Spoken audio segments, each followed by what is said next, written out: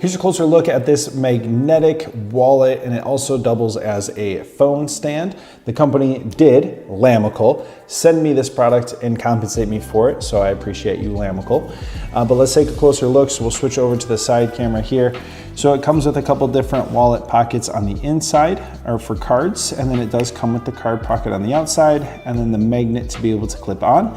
So when it's clipped onto your phone, I'm gonna show what it looks like clipped onto a phone, but right here, you can prop it open so you can have your phone as like a kickstand. You can turn it sideways to watch a movie or whatever you're doing. Fits a couple different options. Like I said, there's 2 card slots in the inside, and then there's a card slot on the outside. Seems very high quality. Lamicall does send me a ton of products all the time.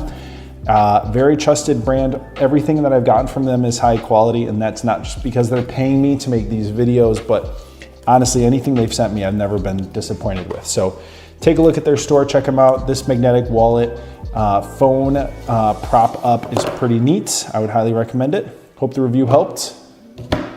And if you decide to get it, I hope you enjoy the product.